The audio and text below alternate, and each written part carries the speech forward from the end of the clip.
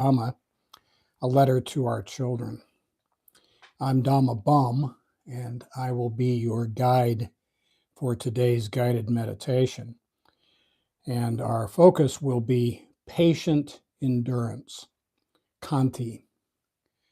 And we'll be looking back, as we usually do on Friday, about making amends, repairing relationships, restoring our practice. On Monday, we were looking at having a patient holiday, and today we're going to ask, how's that going? We encourage people to look at the description boxes for this and other episodes.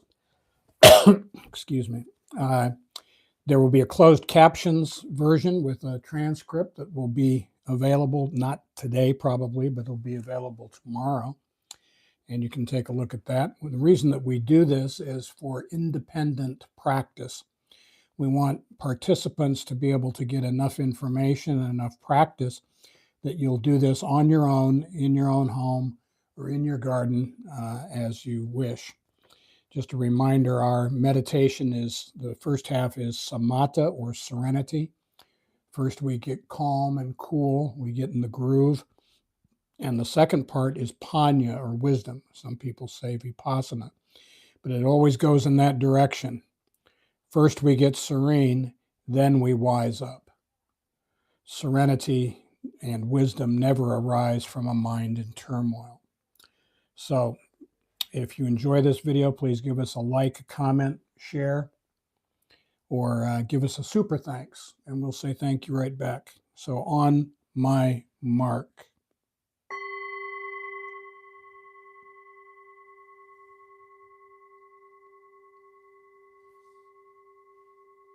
Find yourself in a quiet spot, spine straight, shoulders back, chin lowered towards your chest. Rest your hands in your lap or on your thighs.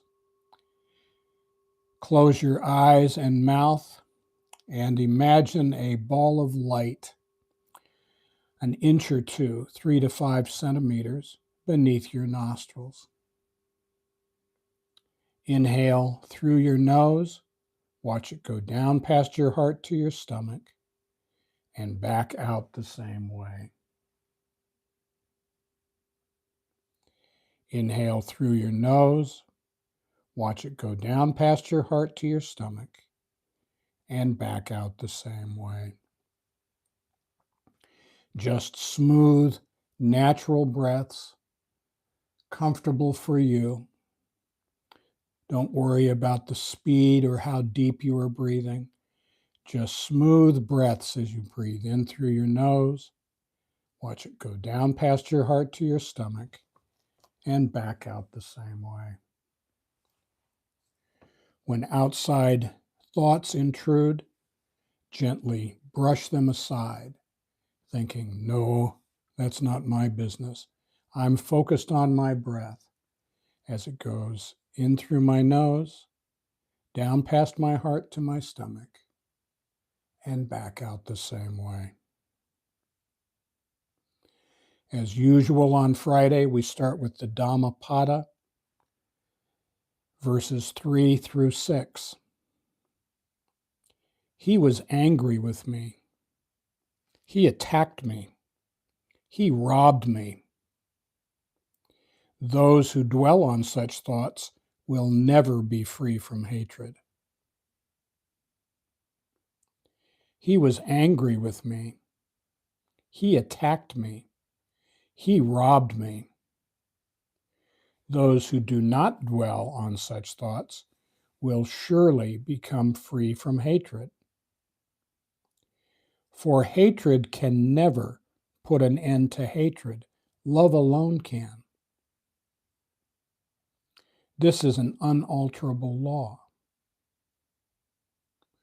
Many do not realize we here must die.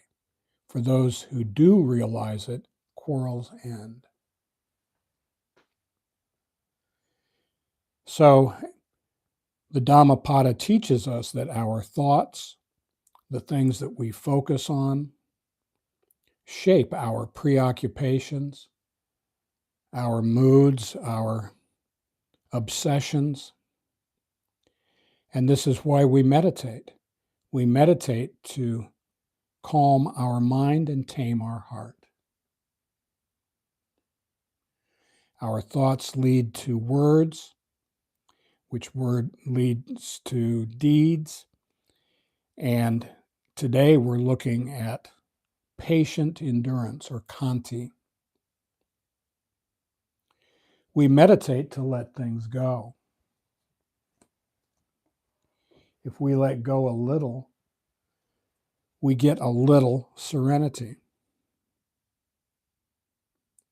If we let go a lot, we get a lot of serenity. And if we let go completely, that is, if we accept life the way it is, we find complete serenity.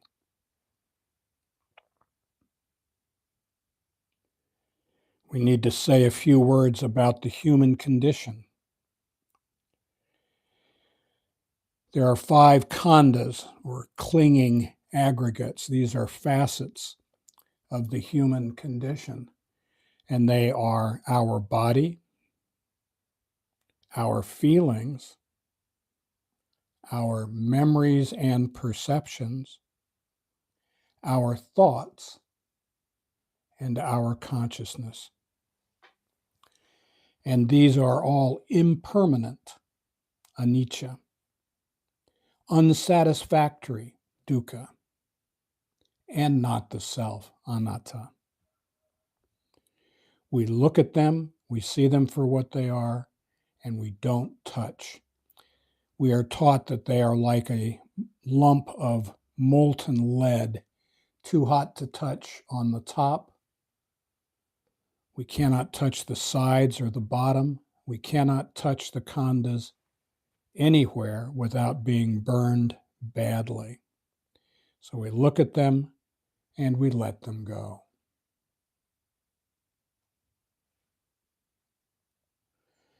Join me for a moment in a thought experiment. In your mind's eye, please lift up and look down on your head, on your skull. And on the right, you will see your mind. This is your monkey mind. And it is flashing from red to black to white to blue to pink, changing its moods, never stable, never calm. And on the left are our thoughts. And our thoughts are like self-licking ice cream cones. They're very busy giving themselves something to do. And they're just spinning around. Mostly, they are trying to please the shifting moods of our mind. And our thoughts and our mind are also impermanent, unsatisfactory, and not the self. We must look at them, see them for what they are, and let them go.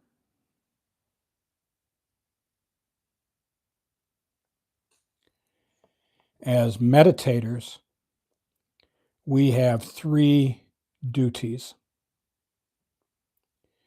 Our first duty is mindfulness. We must pay attention to what we are doing as we meditate. In this group, we focus on the light as it goes in through our nose, down past our heart to our stomach, and back out the same way. We listen to the Dhamma talk, not to become attached to it, but just to let it flow over us and to let it sink in. Our second duty as meditators is collectedness, or concentration. When outside thoughts intrude, we gently brush them aside, thinking, no, I'm not paying attention to that. I'm focused on my breath. And our last duty is contentment. We are responsible for being at peace now. If we are at peace now, we are at peace. If we are not at peace now, that is what we should focus on. When our mind is restless, irritable, and discontent, we brush that aside. We focus on our light as it goes in through our nose, down past our heart to our stomach, and back out the same way. And if you can achieve this sense of oneness, ichinyo in Japanese, the oneness of all things, if you can feel that for a couple of seconds today, then you can feel it for a number of minutes. And as we go through our weekend, looking back on our previous week, we stitch together these little packets of peace, and shazam, we look up and we go, wow, I have not had a nasty thought, a fearful thought for 2 hours. How did that happen? How indeed. And that's why we meditate. We want to be a part of, not apart from. Whether we like it or not, whether we accept it or not, we are small parts of a vast cosmos. That's the good news. The bad news is we are a small part of a vast cosmos, as usual. The bad news is always the good news. Now, as we move into panya, or wisdom, I want you to look at these ideas, but only if you can look with cool eyes, without getting attached. On Monday, we talked about patient holidays. Today, we're looking at patient endurance, or in Pali, Khanti. So when we consider the last week, there are 4 questions we can ask about the interactions we had that were suboptimal, let's say. First, am I minimizing my part and exaggerating their part? I mean, am I blame shifting? Second, did I set myself up as a victim by having a sense of entitlement or expectations about what would happen? Third, was I expecting people to be something they are not? What did I think was going to happen? And fourth, was I expecting perfection in this life? And one thing that becomes clear is that our expectations are resentments under construction. We think it's going to be this. When it's not, it makes us angry. So, as we turn our attention to patient endurance, or Khanti, let's start with this. All things are impermanent, anicca. And you can easily see it.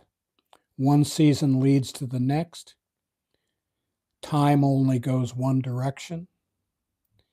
Things arise and they disband. Whatever is born shall die. This is the way of the world. One of our favorite songs gives some hope on this. No one lives forever. Okay, but no one dies for long. We'll be back. So, as we go through this weekend, we need to remember that things are not permanent. They will change, and sometimes very quickly. So, if we have a sense of entitlement, let it go. As soon as we form expectations, let them go. When we are certain that we are right, I've got the answer. I know this one. Let it go. Those kinds of clinging, craving, clamoring for things to go our way, that is what leads to attachment. We become invested in being right, in winning the argument, in being first. And during the holidays, how does that work? We need to practice, we need to hold in our mind that these khandhas are impermanent, unsatisfactory, and not the self. We're not asking that much of ourselves. If Uncle Bob is getting drunk and rowdy, we don't have to participate. If Aunt Betty is irritating, it's only for a couple of days. Suck it up. You can do it. This season, let's let go of ditimana, that is clinging to strong opinions. The antidote, this is the antidote to strong opinions, is patient endurance. You know, whatever it is that's disturbing us is not going to last. It's very transitory. We can look at it, say, and let it go. And when we're sitting around the dinner table with our loved ones, our family, our friends, some of whom we might not be so fond of, can we live without giving them our opinion on politics or the election or the economy or war and peace?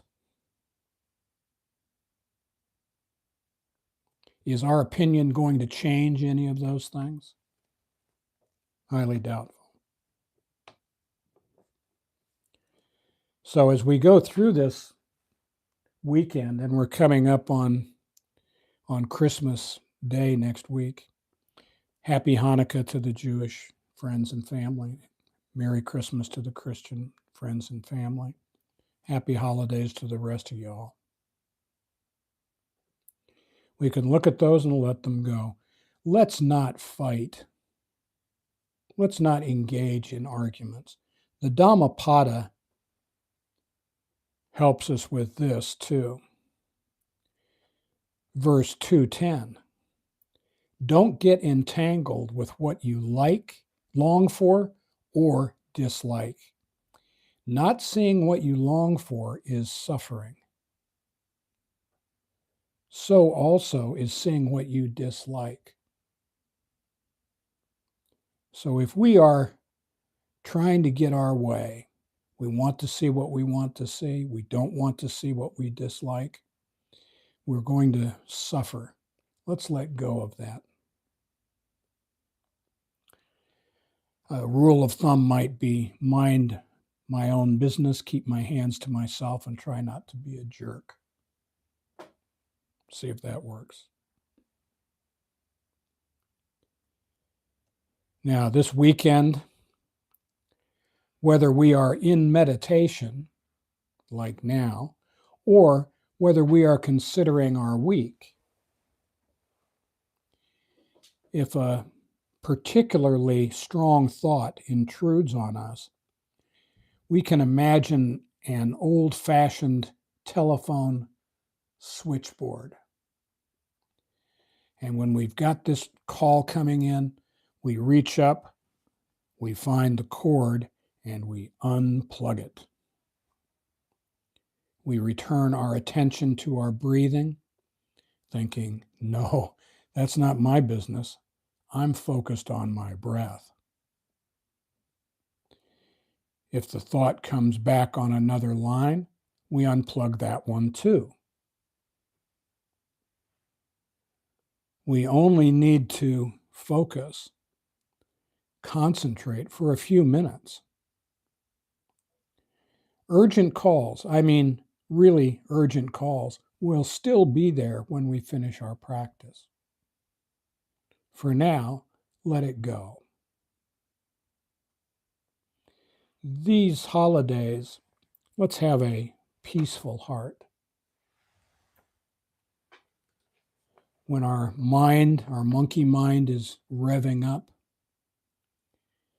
doesn't matter where we are, we can stop for a moment and think, the mind is thinking of an outcome that makes me look good, bad, ridiculous. Let it go. The mind is projecting fear, blaming others. It's in a good, bad, angry, envious, self-pitying mood. Moods are also impermanent, unsatisfactory, and not the self. Look at them, see them for what they are, and let them go. Watching TV, does it have to be my show? No. What does it gain me to be the winner of the Monopoly game or the Uno game? How ridiculous is that? Do I have to have a comment on everything Uncle Joe says? Maybe not.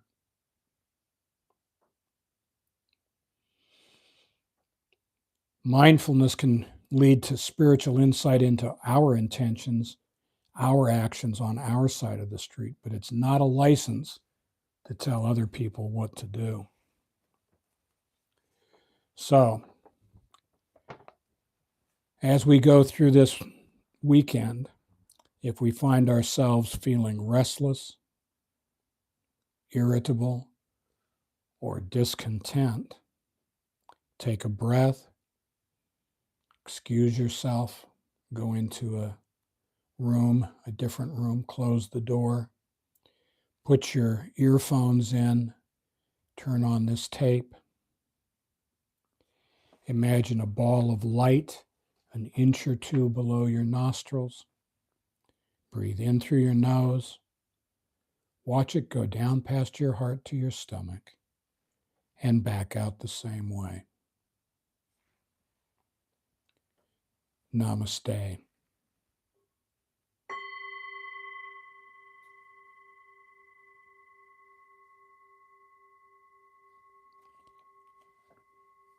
Hey, Glenn. How are you doing? Thank you all for coming, and have a very good weekend as we look back on this past week. Our next meditation will be Monday morning, December 22nd at 8:45 a.m. There are directions for logging into the live stream in the Daily Dhamma for December 19th. Oh, cool. I'm glad you got that done. Maybe you can explain it to me. Give us a like, a subscribe, hit a super thanks. Although I think we've been unplugged by the matrix. Lucky we weren't counting on anything. All right. Thank you very much. And thank you for being here, and have a wonderful weekend. Namaste.